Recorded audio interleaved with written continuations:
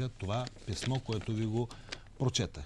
Сега обаче, нека да поразсъждаваме с вас, уважаеми зрители. Видяхте тези, иначе простовати български женици, бабички, които така чистосърдечно си казваха всъщност какво се е случило. Мисля, че тук това е така ясна симптоматика за една голяма болест, която е обхванала цяла България. Точно тези български майки, сега баби, би трябвало добре да знаят, че българската майка, българската жена е пазила като зеницата на окото си вярата, децата си, български език, традициите, фолклора. И че ако един такъв се беше появил някъде във възрожденските години, сигурно, колкото и благ да изглежда, най-малкото той щеше да бъде изгонен от селото.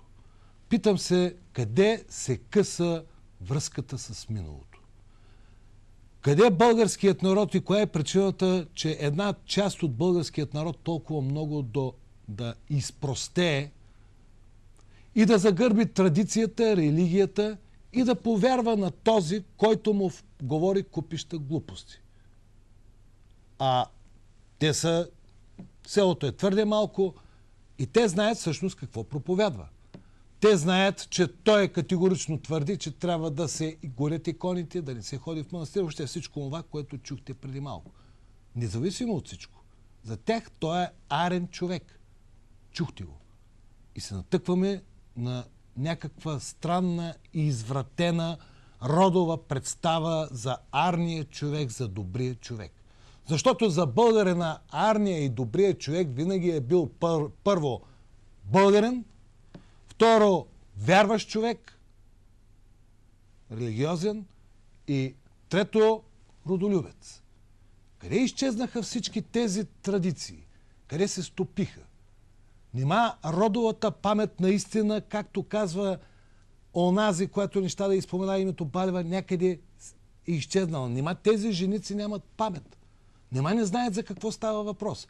Или може би кризата от тези 20 години вече е стопила и изнемощила просто българина от такава степен, че е готов да се продаде. Ето на този въпрос аз нямам отговор. Защото наред с всичко друго, българина притежава една невероятна твърдост. Тоест, той, когато отстоява нещо, той го отстоява до край. И примерите в нашата история са ясни и категорични. Няма да ви ги казвам, защо сме ги говорили много. Драматични, категорични. Българина е проливал кръвта си именно за да отстоява българщината. Вярата и всичко това, което има смисъл за него. Тук обаче, явно така мисли по-голямата част от селото, живота вече няма смисъл. Или няма смисъл в неговата истинска родова опредметеност. Ами утре ще дойде някой точно за безплатни такива суфри и ще ги накара да започнат да учат турски. Ще ги накара да построят, да влязат в джемии и да почнат да се молят. Границата е толкова нищожна, че е на път да се загуби. И ми се струва, че на този Кръстю Ангелов някой просто му е спуснал сценария. Някой просто го е подхванал, внушил и всъщност това е един експеримент в едно средностатистическо, чисто, пак повтарям, българско село. Бавно и полека как се прокарва проказата, как се прокарва болестта, за да може тя да пусне корени. И оттам да тръгнат други неща. Защото няма обяснение откъде, пак казвам, идват парите. Никоя фондация, никоя държава, никой бизнесмен не дава пари на луд човек, който така си приказва. Никой по никакъв начин. Системата явно добре работи, като добре смазана машина и всичко това се случва пред нашите очи. Разбира се, потърсихме свещеника в Тополовград, той е архиерейския наместник, Иван Янчев. Нека да чуем и неговото мнение. Пък сега чувам, че той проповядвал някаква религия и то като смята Бог, Аллах го смята за Бог. И да, и по този начин той там привлича християните и още нещо използва, гощава ги и там се продават за 2 кебабчета и 1 бира. Сега, той е подпомаган от някаква фундация или от Белгия, или от Холандия, или от Америка, откъде е, това не знам подробности, но сигурно му заплащат така тлъста заплата получава и по този начин той привлича със своето си така комфортно, по този начин привлича хората. Да, като им дава кебабчета, дава им бира, някои други алкохолни напитки може да им дава и може да им говори нещо, да им проповядва там. Какво проповядва, не съм го чувал. Но това е в ущръб на православната вяра. Ние сме православна страна, християни сме и не бива да се допущат такива хора да проповядват и да увличат хората и може би ги учат, че ако се сложи край на живота, ще отиде в рая. В рая така не се отива. Да, другото страшно нещо е, че той не вярва на иконите, казва, че трябва да бъдат изгорени, че не трябва да се палят свещи, не трябва да носим кръстове и да се покланяме на кръстове. Да. Той иска да върне далечното минало иконоборството. В къщи християните да нямат икони, в църква да не спалят свещи, да не се правят кръщавки, венчавки и такива християнски традиции. Не казва, че не трябва да се правят. Да. А мириши ли ви това на секта? Нещо повече. Секта и то вредна секта. Вредна секта. Това, ако църквата можеше да ги спира, тя нямаше да позволи. Това, самата власт позволи да навлезат в България. И сега властта може да ги спре. Така. Сега тук е редно да се запитаме коя власт. Има ли изобщо такава власт в България, която може да спре подобни хора? Всъщност, мисля, че компетентните органи, както е прието да се казва, каквото е клишето всъщност, защото в България компетентните органи отдавна не са компетентни, а са голямата си част са некомпетентни и корумпирани, но няма значение. Има и компетентни между тях, има и съвестни. Би могло да се заинтересува откъде идват парите. Какви данъци се плащат на държавата, кой е спонсора и така нататък ред въпроси. Защото съвсем нормално е да се зададем, след като си пенсионер, разполага се на пенсия и разходите те са с пъти повече от това, което получаваш, нормално е вече съответните органи да се заинтересуват.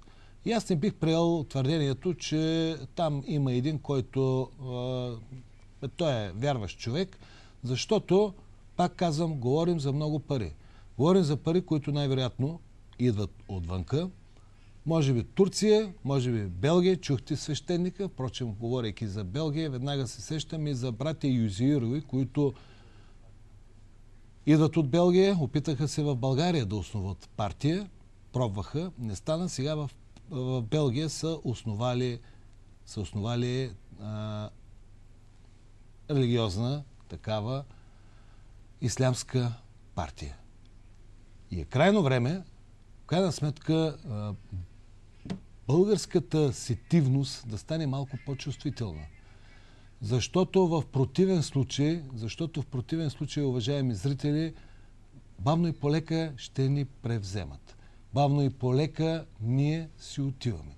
Страшното е, когато това се случва под носа ни. Страшното е, когато нашите майки, баби доверчиво, така, просто вярват и продължават да вярват и без да искат продават своята вяра.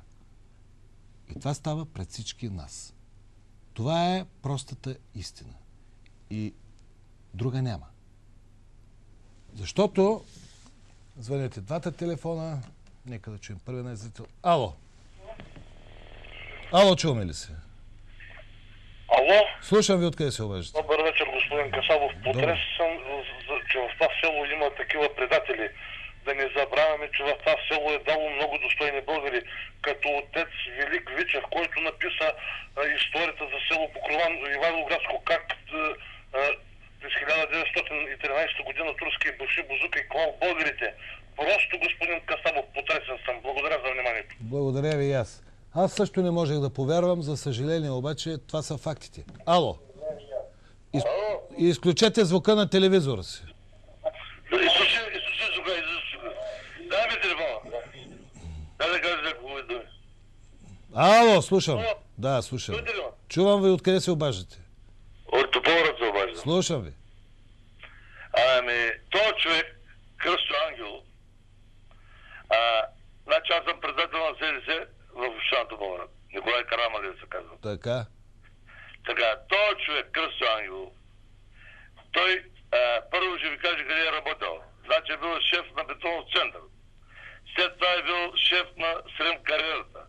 След това е бил в лудницата и след това и жена му го остави. И този боклук занимава цяла България.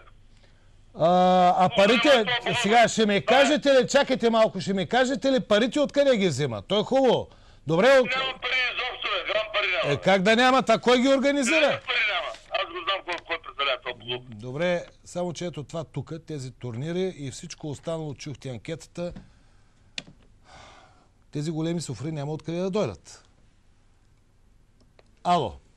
Здравейте, господин Касабов. Георги Иванов от Казанлък се обажда. Слушам ви. Наистина това е много лошо, много потресаващо, както казва господин Гилимачев, но аз не се изненадвам, защото виждаме каква е обстановката. Аз бих прибавил не последните само 22 години, а 66 години последните. Видяхме, господин Касабов, управляващите как се продадоха 89-та година, как предадоха и продадоха българския народ за жълти стотинки и дадоха абсолютен и впечатляващ пример. И искам само да ви кажа, много ви моля да направите едно проучване в Елхово, тъй като днеска говорих с мои роднини, които видях в Казанлък, разговаряхме, аз имам доста роднини в Елхово и в Ямбол, които ми казаха потресаващия факт, че военното поделение в Елхово е закупено и вече е притежание на турска фирма. Моля ви, проверете този потресаващ. Това ще го проверим наистина, ако това е така, е страшен факт. Жив и здрав. Всичко добро, благодаря ви. Ало. Ало, чуваме ли се? Добър вечер. Добър вечер, откъде се обаждате? Значи този човек си е много прав. Тия християни чорбаджи да не са нещо повече, като са християни. Днешните чорбаджи. Откъде се обаждате? От Софийско се обаждам. Къде е Софийско? Добре, разбрах ви. Ало, чуваме ли се? Ало. Да, слушам ви. Добър вечер, господин Касабов. Добър. Се обаждам. Слушам ви. Сега, трябва да ви кажа, че в България не е само този Кръсто Ангелов. Аз трябва да ви кажа, че благодарение на това, че в България се превърна в последните години в разграден двор, има изключително много хора, които се явяват не като членове на някакви секти, явяват се самостоятелно, като един вид ентусиасти, увличат някакви хора около себе си, проповядват им, около тях текат някакви потоци пари и никой не ги пита всъщност тези потоци от пари откъде идват. Абсолютно сте прав. За да не бъда голословен, аз ще ви кажа, скоро тук в Пловдив имаше една изложба, която уж беше посветена на Библията.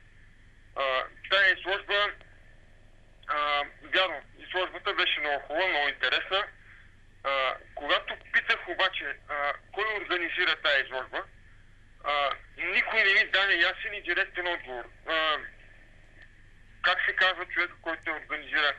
Принадлежи ли на някаква църква? Попитах, те ми казаха, ами организира един германец, който от 10 години живее във Варна. В крайна сметка разбрах, че се казва господин Тилт. Попитах, той членува ли в някаква църква? Ами не, той казва е ентусиаст. Откъде идват парите за тази изложба? Ами никой нищо не ми отговори.